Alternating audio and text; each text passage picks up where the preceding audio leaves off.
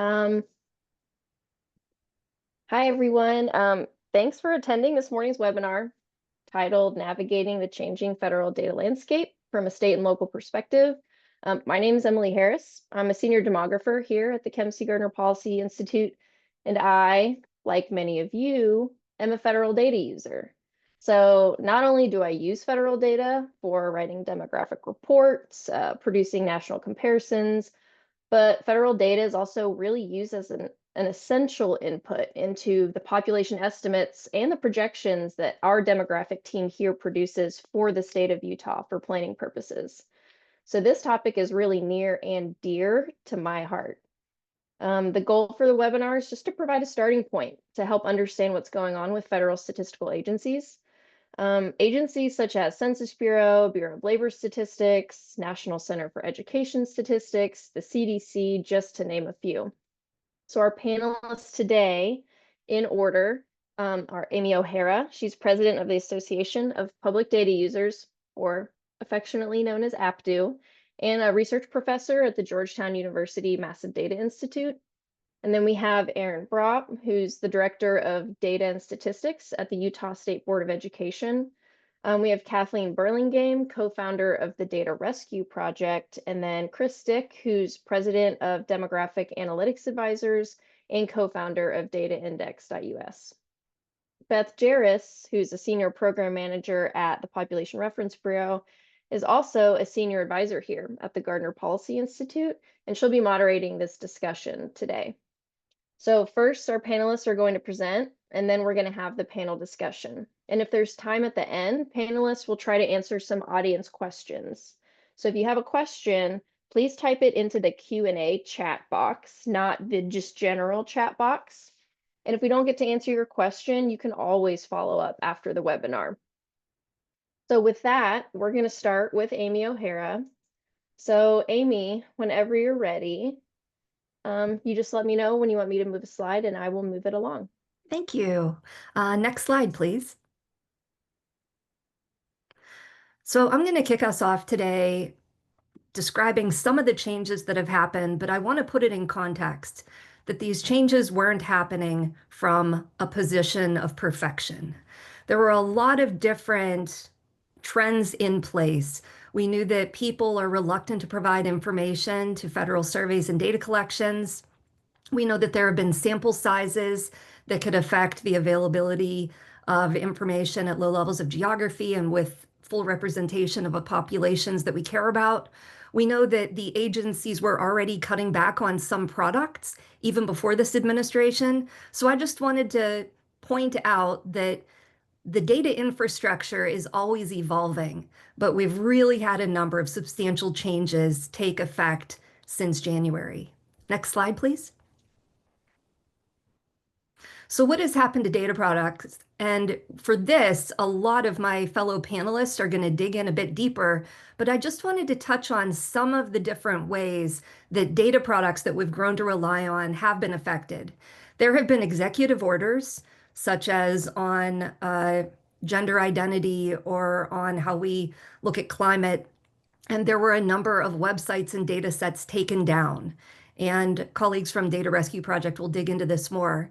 But in addition to data just being unavailable, sometimes specific contact was redacted or replaced. And it's not just about data sets or data products. A lot of guidance is down. Sometimes you don't need a data set, you need a parameter, and the people that used to produce that are no longer in place. The final 4 points I have here are more about the way that government interacts with the user community. Advisory committees were disbanded, meaning that they're no longer seeking feedback or sharing information on plan changes to products or timelines. They've canceled research programs at several federal agencies. They've pulled back restricted data access if you were someone that used to get a disk or go to an enclave. And as I mentioned before, there have been other delays for data releases. So if you are a data user, like the people that AppDo talks to, you are a little concerned or a lot concerned about what has happened or what could happen. Next slide. You only get data products if you have data production. Okay, so we are data users, but we care deeply about the data suppliers, the people in the federal agencies.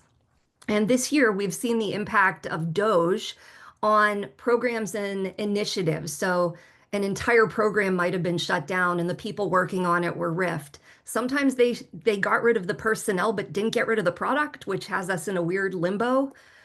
There have been many concerns about the way that IT systems are being accessed and used. And from those of us that care about the production of surveys and different data products, a lot of that happened because the feds farmed it out and had contractors helping them.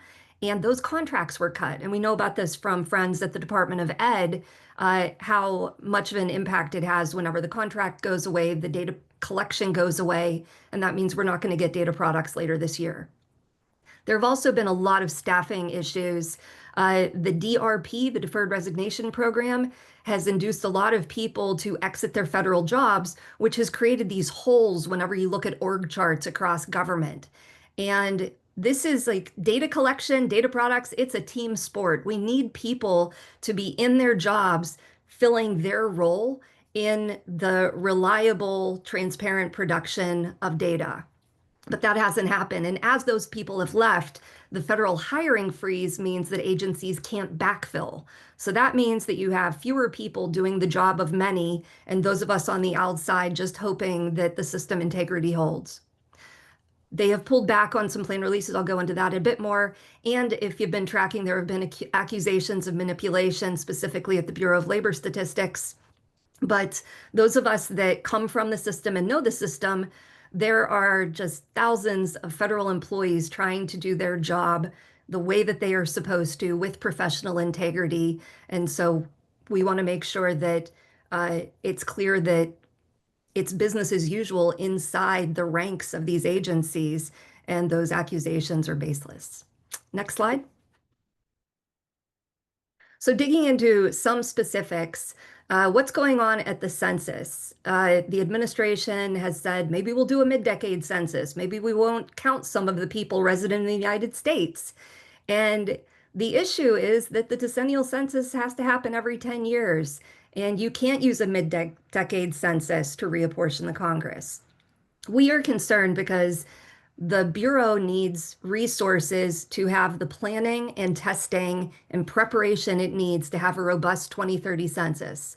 We all know what happened in 2020. It wasn't their fault there was a pandemic, but we need to make sure that the plans are in place so that we have a good census just in a few years, because having poor census puts everybody at risk. It should not be a political game.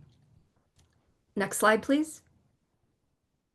So there are some challenges that, I've been running through some of them, and there have been calls to perhaps centralize statistical functions. There is something out there about joining the Bureau of Economic Analysis, Bureau of Labor Statistics, and Census into what I would consider the economic measurement juggernaut. That is independent of what's going on in the previous slide, that we need to have population numbers. We need to understand what's going on the people side of the house, not just the economic side of the house. There may be opportunities for the agencies to lean more on technology, modernization, AI, to use more privacy enhancing technologies so that you don't need a copy of everyone's data sitting at these agencies. I think that the challenges that we've faced this spring and summer point out a need for greater privacy awareness in what government collects and how they use it. And so I don't just think that this is a bad news story. I think that there is an opportunity here. Next slide.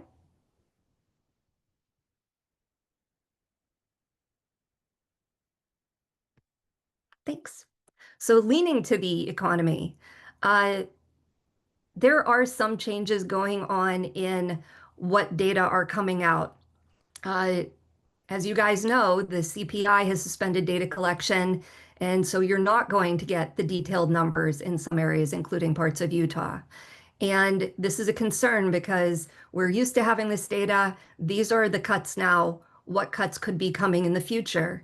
And for the cuts that we have already experienced, the numbers are baked into so many things. As Emily pointed out, it isn't just, oh, the feds produced that number. When the feds produce that number, state and local officials and administrators embed those numbers into their programs. And so we really want to make sure that we have transparency from the agencies on cuts that have occurred and the impact and any sort of mitigation strategies, as well as cuts that could be coming along. Next slide. So in the leadership, we all read that the BLS commissioner, Erica McIntarfer, was dismissed after numbers that they were accused of manipulating them and making the administration look bad. But that's not the way that federal statistics work. It's really about making sure that the numbers are produced with integrity and transparency. And even that accusation, even the perception of political influence, it creates instability, not just in the economic data, but in our trust in these public servants that are producing all of the other numbers. So these concerns that there have been bipartisan reactions to the dismissal of the BLS commissioner and also the preparedness for the nominated BLS commissioner. But we need to keep an eye on this, especially today with the new numbers that just came out. If the numbers aren't flattering, what are we going to do? What is going to happen? How do we react to this? What questions do we ask? Next slide, please. So digging in a bit more here on the jobs numbers, in late 2024, the BEA had already pulled back some of the planned releases that they had. And this happens with agriculture data. This is happening with HHS data. I'm just focusing here on this one, the discontinued or delayed statistics that some of us had grown to rely on. And it matters because an agency like BEA, as opposed to BLS, which was my previous slide, the Bureau of Economic Analysis does produce the most comprehensive view that we have on these like non-wage numbers. And we had grown to rely on them. We want to know, is there a way to get this information? What could potentially fall next? So just to kind of get your antenna up on changes that have already occurred and could occur. Next slide. So one way that we would encourage you to keep up with these things is by joining the Federal Data Forum. This is something that APDU had done with PRB. We are very grateful to their assistance. And this is kind of an old school listserv. Ask the questions you have or go there and check out the discussions that are already going on. You can also get a digest. And this is one mechanism that we think is really useful for people to understand what might be changing, what has changed, and what those of us in the data community are looking into to fill in the gap if some of the federal data we rely on is gone. Thank you.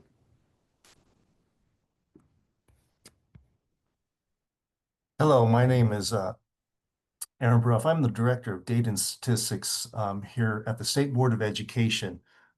Just sharing a little bit about the work that we do at the State Board of Education, how it works with the federal collection process is every school obviously has their interactions with their students in their student information system, what's going on in the day-to-day process. From grades to courses, teacher interactions, discipline, lunch schedules, so on and so forth. That information is collected and sent to the state. In Utah, it actually is a daily process, and we receive this information through that daily process. But then we do a 3-time-a-year snapshot where we take this information and make it official. And then the year after, or after that process, we send our information up to the federal government. This is affectionately known as the Ed Fax, or the new system's called Ed Pass. And this goes to the NCS department. This is Department of Ed under the Department of IES. Again, NCS, lots of acronyms. I apologize for that. As most of you know, federal governments, state governments, we love acronyms. So obviously, if there's a question in the future, please ask about that. So what are we seeing? Let's go ahead to the next slide. So yes, I have a crumbling bridge on the side of the road. What has happened? Well, first off, when the new administration came in and, like was just stated, released all, well, canceled contracts and got rid of a lot of staff. In fact, I can, speaking about staffing, NCS staff reduction from about 100, 130 individuals was reduced to 3. Now, they're the individuals I work with directly, and we have been going through a process over the last 3 years. We're in year 3 of their upgrade modernization efforts from the old EdFax process, in which we would submit information over to their new product. It's called EdPass. Year 1 was very rough and a difficult submission process. We changed all kinds of things, a number of business rules and information that's required by all the states, and it's uploaded to their system. Went through radical changes 2.5 years ago. Last year, before the new administration came in, we had a fairly smooth submission process, but we were working a lot of bugs. But we started even then, before the new administration, as the federal government was looking at how to utilize the data information at the community at large. They were expanding more beyond just the K-12 environment, but looking more at early childhood, looking at the university's post high school and workforce, and trying to come with how do we as a community start interacting better at the federal level. What has happened over the past 2 decades is federal grants have come out in multiple states. It's not 100%, but a majority of them have been working on what's called an SLDS, or a student longitudinal data system, where we work at the state level of connecting early childhood through K-12 up through the higher ed and the technical colleges and through workforce services, and are able to report out that information. The desire was at the federal level for the ability to share that information at a more connected level from each of the states. But breakdown in communication was starting to happen even before the new administration came in. But when the new administration did come in, there was cancellation, as was just stated. Multiple contracts, multiple research was stopped. And that information that we were looking to expand came to a crashing halt. Now, the EdPass submission that each of the states do, meaning each year we have a list of information that has to be checked, validated, and then submitted based upon the business rules. That's still in place. We're still in the process of submitting all this information and going through that. But our weekly touch-ins with the federal government, navigating difficult technical issues or information issues and working with them, that has completely come to a stop. So there is definitely a question about the accuracy and the information that's going on, or it's going to be uploaded into the system. If we, so taking it from kind of a cynical point of view, if you can beat the upload business rules, you're good. What's the quality of the information that's being submitted? Well, they do have business rules in place to try to verify that the quality is good, but we're seeing a breakdown of that process and information. Let's go ahead and go to the next slide. So just pulling up a couple notes. When I say next slide, thank you. A couple things that are happening. One, we saw that obviously, the department lost almost 100, not 100%, but close to 100% of their staffing. There's no one communicating back with us. We're losing,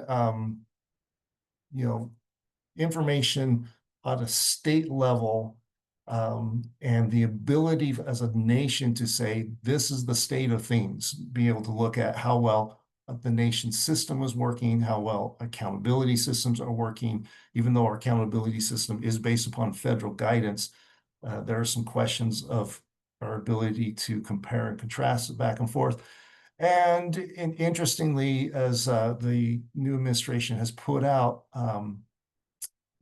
options for states to look at. A couple states have jumped forward saying, hey, we would like to remove certain test requirements. We want to change the way the systems are doing as they're trying to put in these waivers. But yet there's still changes, as you can see in that top headline, where they say, nowhere near a done deal. So the Department of Education, a few people are still saying, well, there are still requirements and you can't ignore or change those federal requirements. Again, we are navigating through this and trying to figure things out. The concern is, though, as states get more freedom or the ability to start pursuing more of what the local population is desiring to do, you could see very quickly a shattering of comparability across state lines of what's going on, and the ability for us to even say the state of things in Utah versus the state of things inside of the nation, doing a comparison may totally fall apart. So just sharing, that's what we're seeing, though there is an attempt to make sure the information that we upload and submit is in compliance. Let's go ahead and go to the next slide. So what are we doing? And we say we, both Utah and the states, when I meet with the chief information officers throughout the nation, we really are strategizing how to backfill funding gaps. The first one that we're looking at is, okay, a lot of us were dependent on grants that may or may not continue on. Obviously, a lot of education systems are worried about what's going on with the Title I fundings, with special ed fundings, with Title III fundings, migrants, so on and so forth. So those discussions are really happening, saying, how can the states, if the Department of Education does go away, how do states, one, deal with the funding gap that we've been relying upon? But also, as we're discussing, is can we collaboratively work with each other without the directing hand of the federal government, which we have been used to. There is it's a common core of data group that the federal government has been leading for decades. There's been, and which has almost disappeared. There's no communication or saying what's going on. So states are working together, looking at what we have already defined as our common education data standards. Not all states have adopted, and the work that we're trying to do to update our systems and get to a common data set. So that's something that we're working on. Again, collaborative amongst the state directors, the state chiefs. I want to say chiefs, the superintendents, and such. So we are definitely looking deeply into open source community standards and sharing work across from state to state to state, trying to say, okay, instead of doing this in the past where maybe is not as efficient and effective, where every state, so you would have 50 plus all the territories processing and figuring out things on their own. Is there a way that we can come together and unify that data set and that process and submitting? Now, we still submit that information to the federal government, and we know that some of the resources and information has gone dark, but the information is still flowing. So there's hope that it's still there. Yes, the federal government has unfortunately missed their last submission. I think that's actually the next slide, but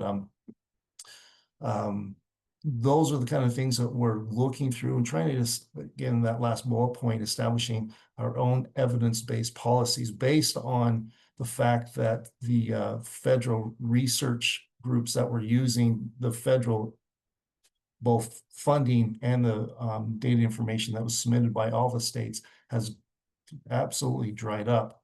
All the states now are trying to say, are there ways now that we can run those researches without these research centers that have been utilizing and giving us evidence best practices for years? Is there ability for us then to basically farm out that information, the work, and then share our best practices, evidences, and the research share between each other through this standard data system, or it's called SEDS, Common Education Data system that we're working on, trying to say, okay, is there a way that we can leverage it? It's taking a lot of work and effort, and it is a difficult process moving forward, but that's what we're doing. So let's go ahead and move to the next slide. What are our next steps? Well, truthfully, we're still navigating this. We do not know, this is early in the stage of everything, but because we just don't know what is going to be coming around the corner. The national NAEP assessment, which has been considered the gold standard for how the performance of students are doing across the nation with a comparable ability from state to state. That's been weakened, but it hasn't gone away.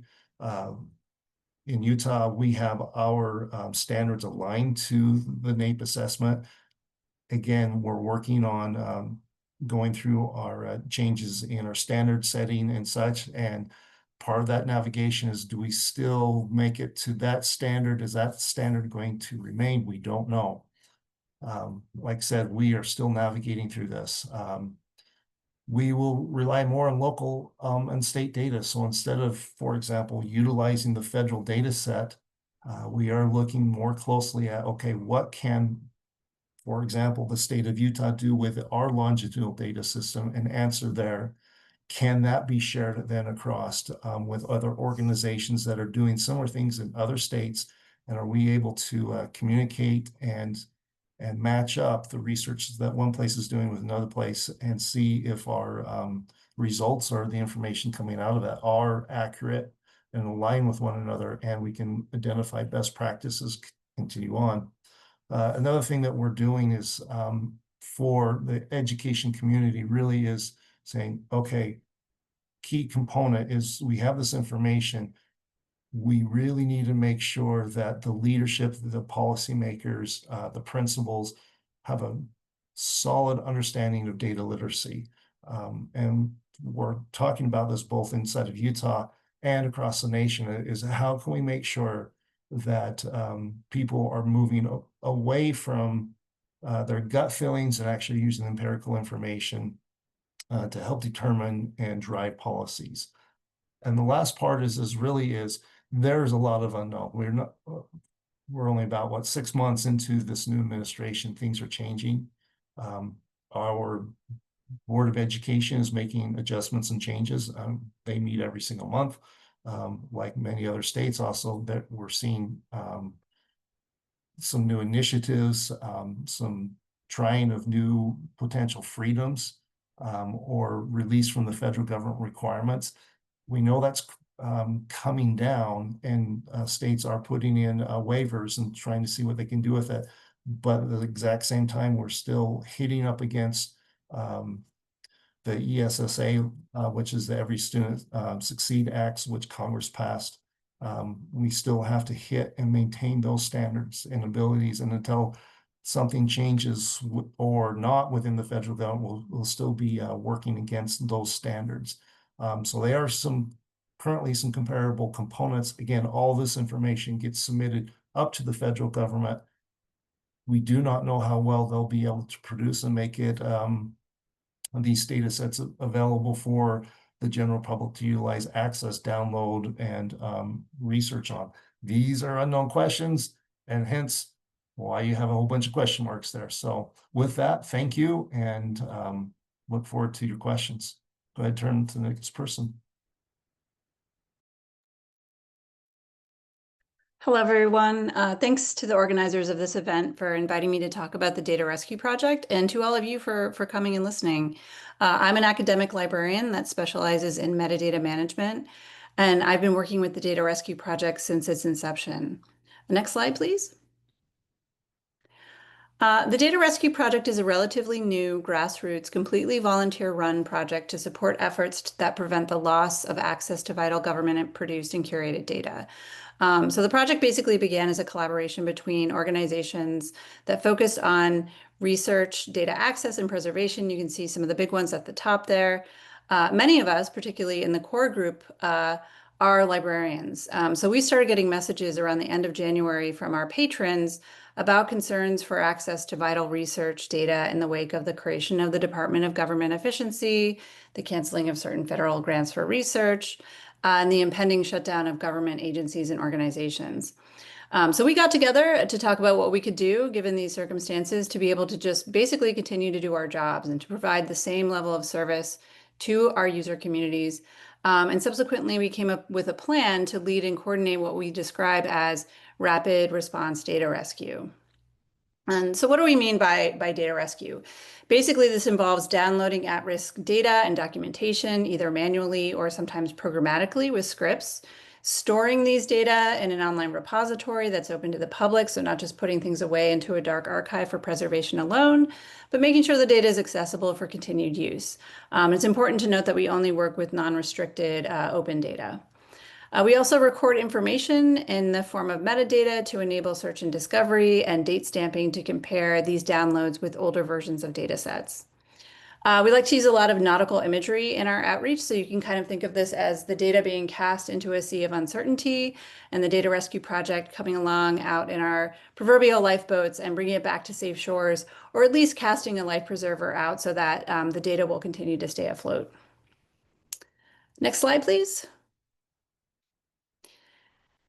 So there are many other projects that have been working to preserve data and other government information and websites, such as EDGI shown here, which focuses on environmental data. But there weren't any at the time when we got started that were specifically focused on social science data. So we wanted to fill that gap, but we also wanted to serve as a clearinghouse to track all these different efforts across all these different projects. So the mission of Data Rescue Project has always been to complement and amplify rather than duplicate existing efforts, while also developing our own thoughtful and sustainable workflow for data rescue.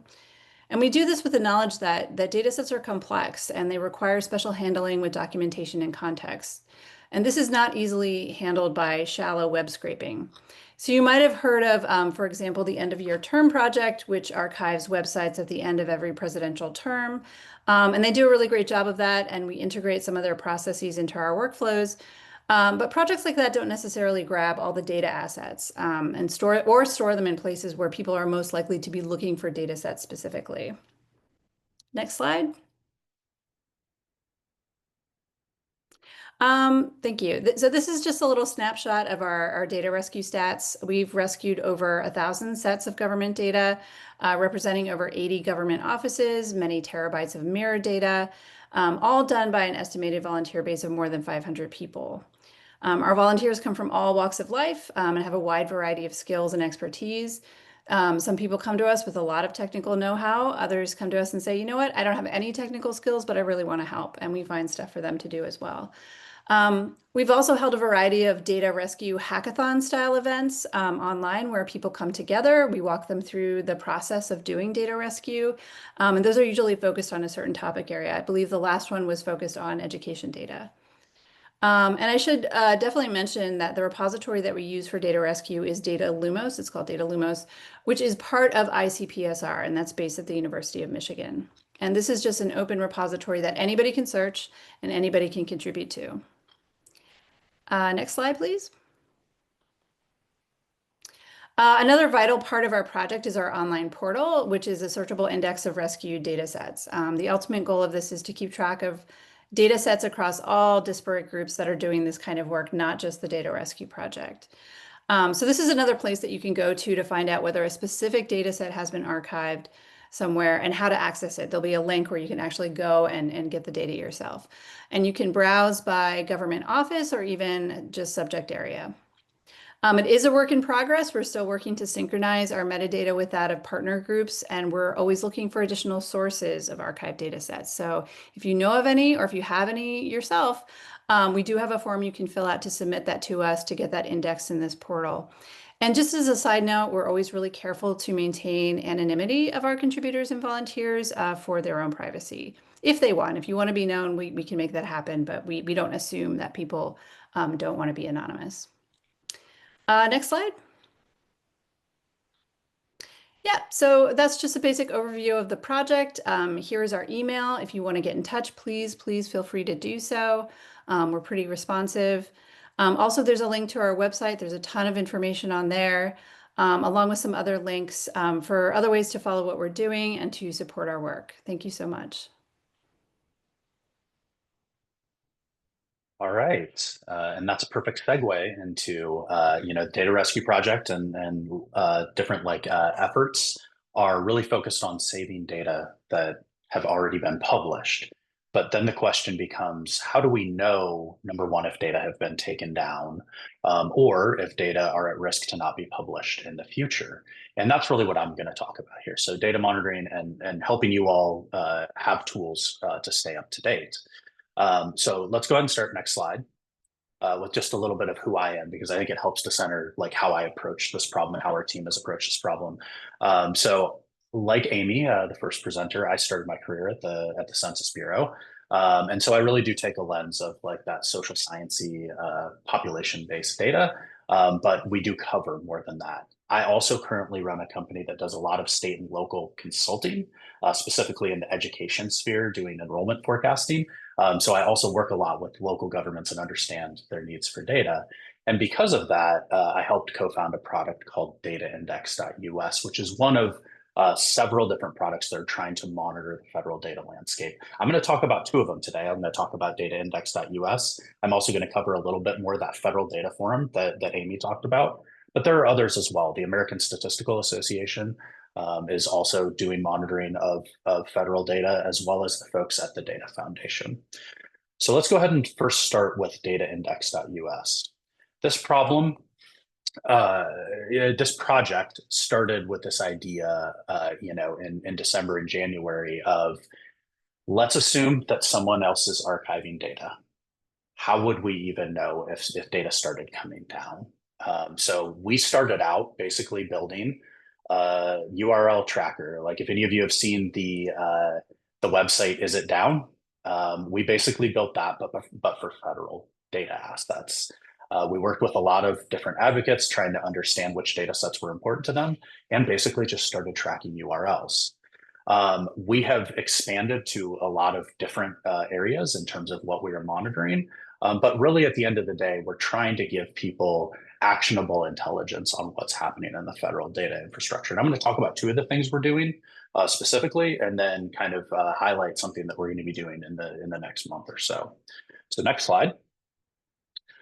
One of the things that we're really keeping our eye on is some of the administrative pieces of what the government should do and continues to do during this administration when they want to make changes to a data set. You can see these kind of as like early warning signs that something's going to change, and also opportunities to actually give your input when these changes are occurring.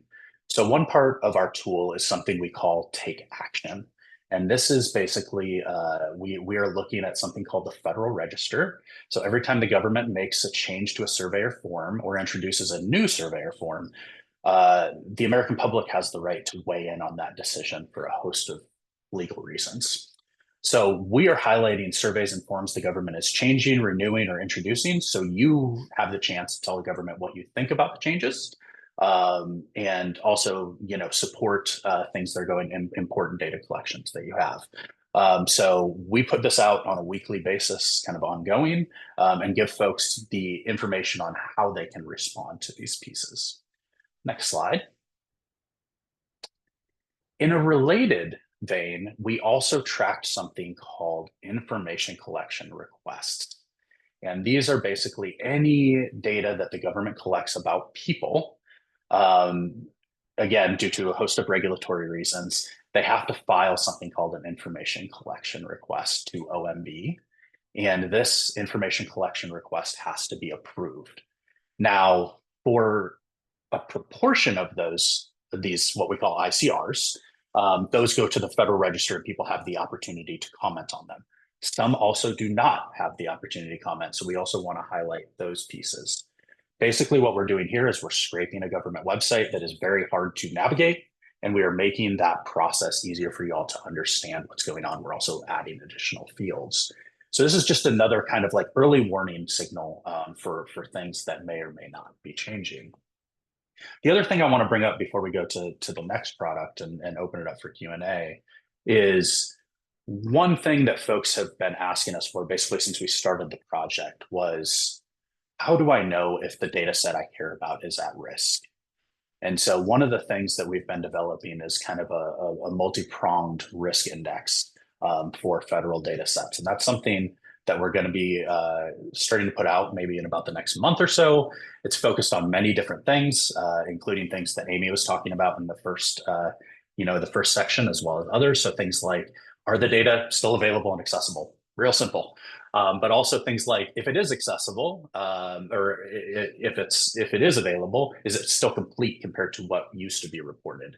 Is it being published on time? Are we seeing changes in the quality of the data?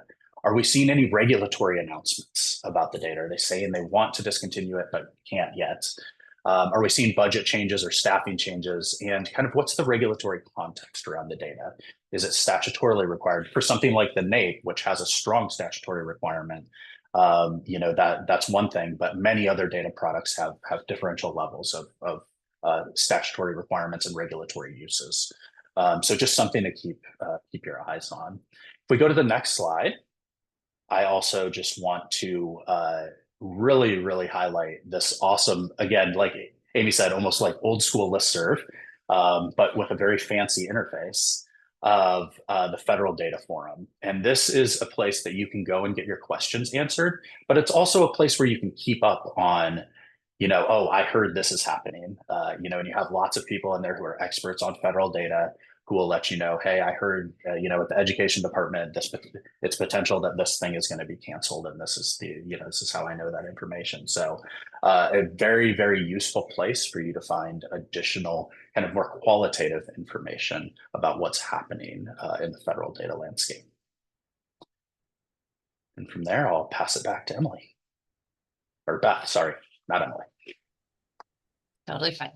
And I think we can, yeah, there we go. Let me turn the slides off. You have all covered so much ground.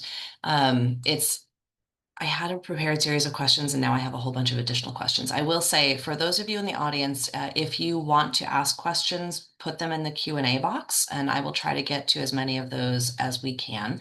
While we are waiting, Chris, I have a question for you.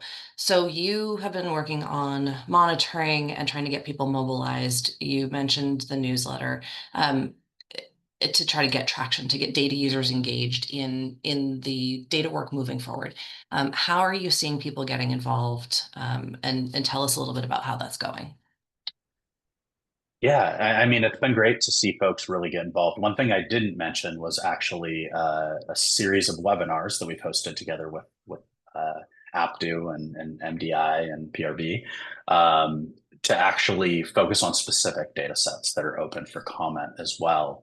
And just to give kind of an idea of one of those, we were looking at the American Time Use Survey back in July that had comments, and we noticed a nice bump right after the webinar of responses to that Federal Register notice, going from, I think there were like 9 beforehand and then to over 80 after we had that webinar. So it is, I think it's helping to move the needle in terms of those comments. And I will also say, as a former federal employee, and we've heard it from other federal employees as we're talking about this, these comments are important.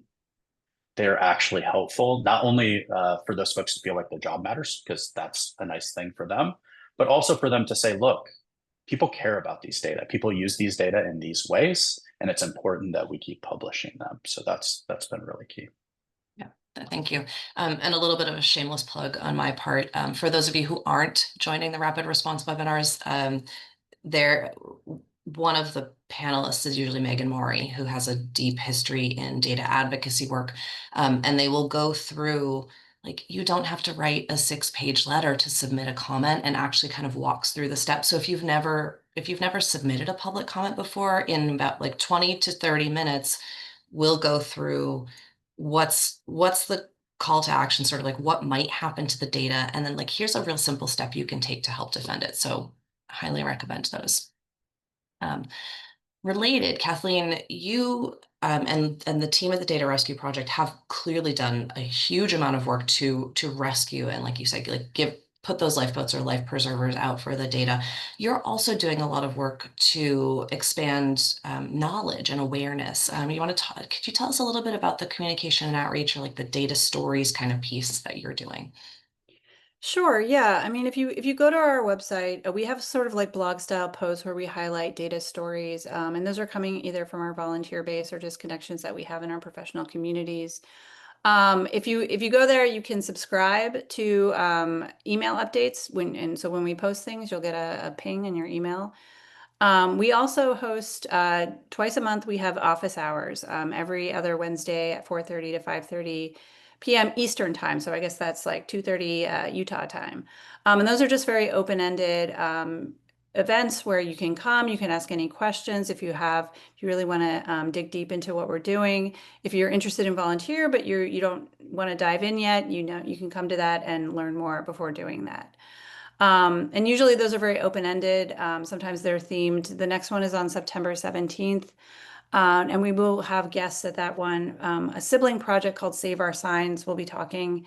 And that was a campaign done over the summer to crowdsource pictures of signage at national parks and monuments because there was an executive order put out to revise those by September 17th. So that was kind of a fun project over the summer that lots of people could participate in and got people out to our parks and monuments that they might have not gone to otherwise, which is kind of cool. So we're constantly doing, teaming up with other projects that are doing similar kind of work and trying to get the word out for them using our channels of communication to spread the word.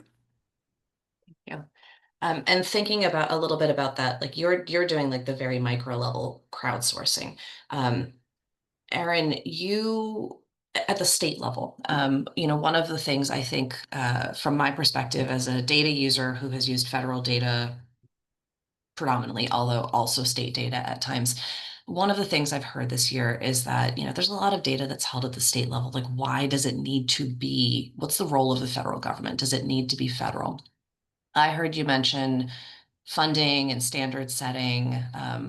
Are there other key roles that the federal government holds that you want the audience to know about, or maybe places where there might be opportunities as some of this responsibility rolls back down to the state and local level that you would want the audience to know about?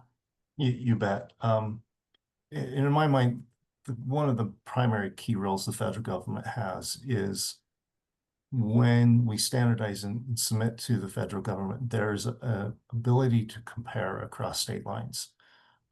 In education, obviously, in particular, we want to know how well are we doing in preparing our young population for the workforce services, but also how well are we preparing them for life, going outside of the state, how well is our state able to receive individuals who are moving here in Utah?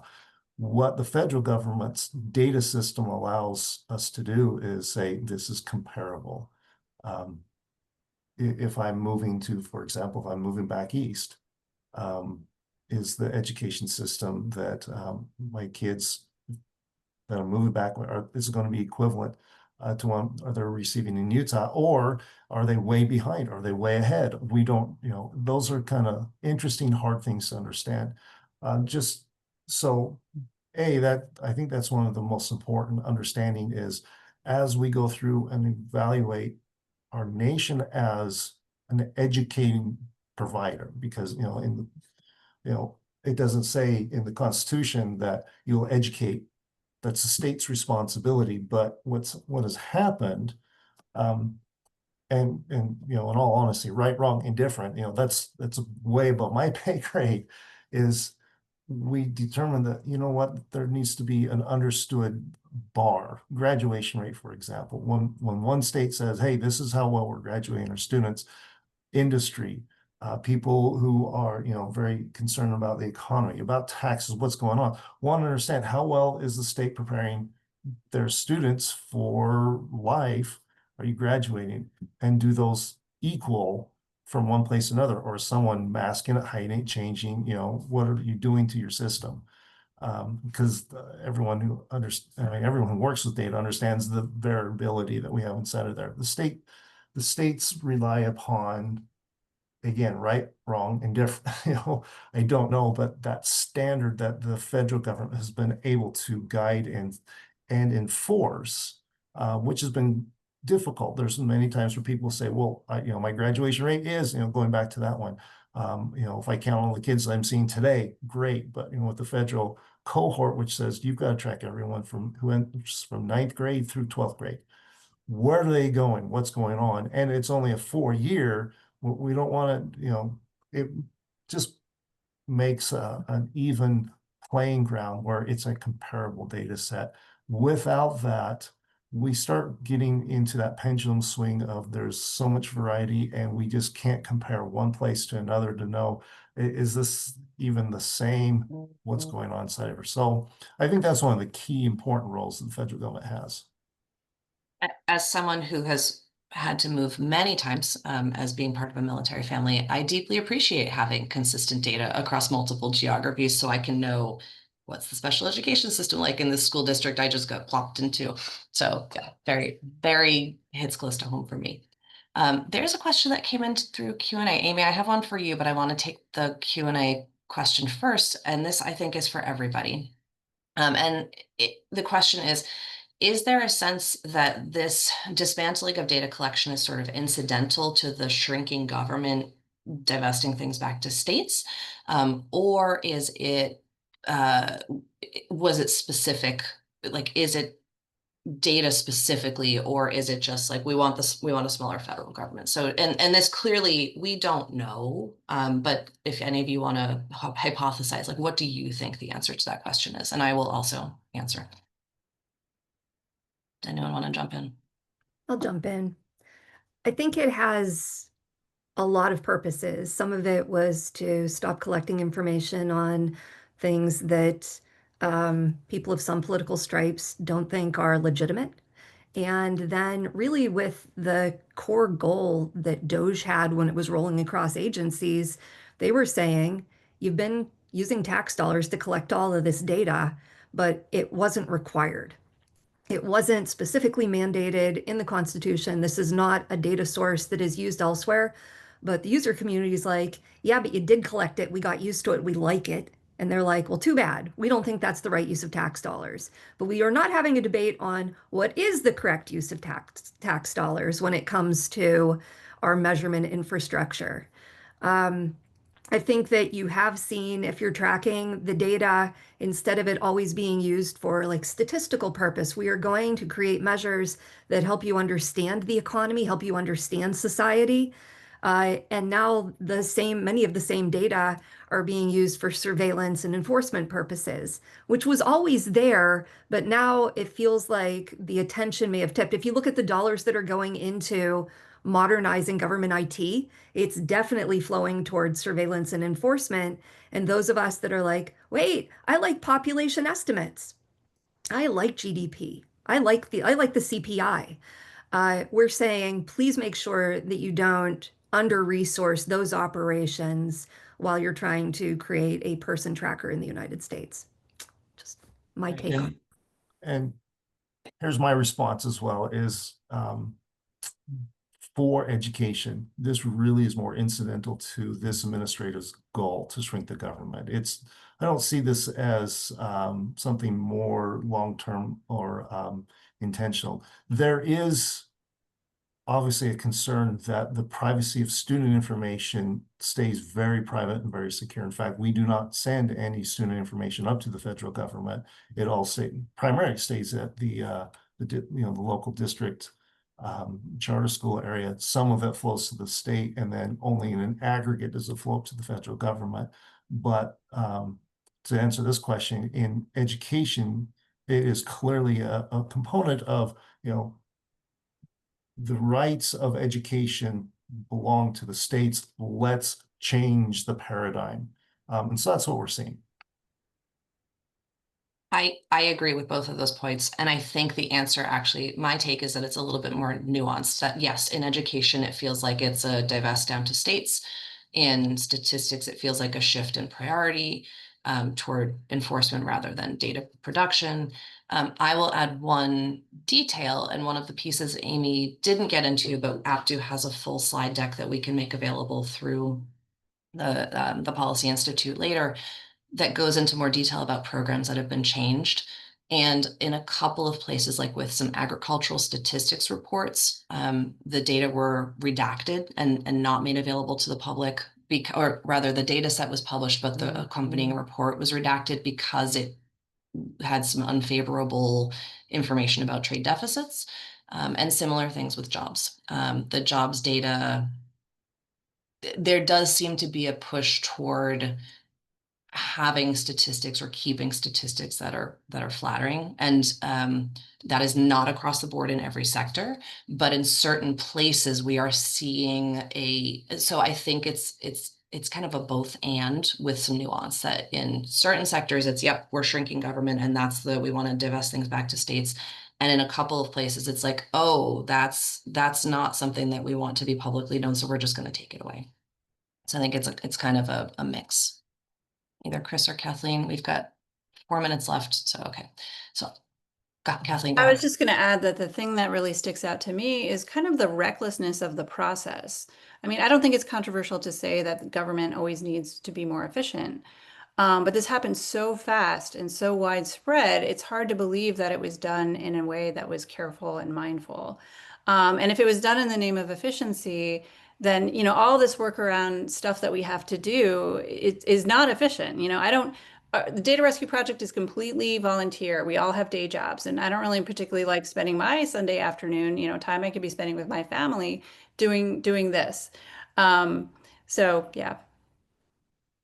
All right, so we have 3 minutes left, and we just talked about the dark stuff. So I want to end, because I was going to ask what's the thing that keeps you up at night, but I think we've gotten at some of that. So I'm going to ask us to end on a slightly more hopeful note, and what it gives you hope. Chris, we did not hear from you for the last question, so I'm going to ask you to start. What gives you hope in the year ahead? Yeah, I mean, I think at the end of the day, some of the tools, some of the processes we're building right now will make for a stronger future, both federal as well as state and local data system. I'm not going to say it's rosy. It's going to be rosy for, the next few years, but I think there's an opportunity for us to build something strong. Thank you. Aaron, how about you? We are definitely improving our interoperability, efficiency, and ability to look at information either at the local level, at the federal level, state level, so on and so forth. So systems are getting much better. And truthfully, I'm optimistic about the capabilities and functionality of what AI is being introduced, where we're planning to leverage it and say, okay, we know there's lots of areas that we're short.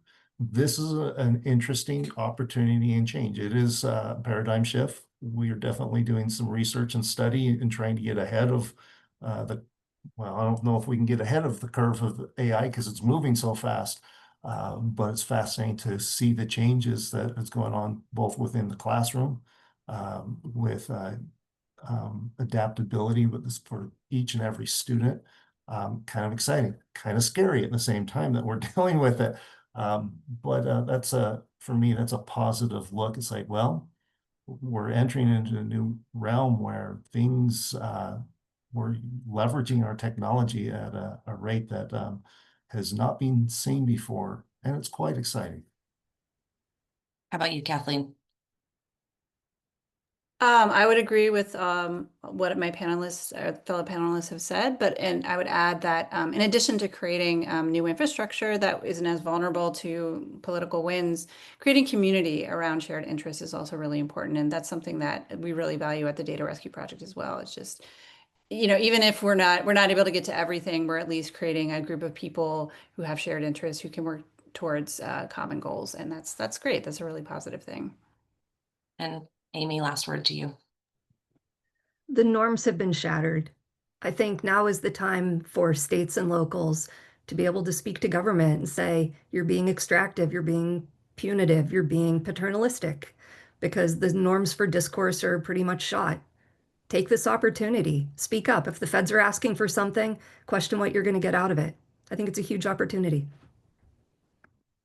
I will also say, I love the fact that we had 111 people joining in. So to me, the hope is that 25 years ago, there were like 4 people who knew what I was talking about when I said what I did for my job.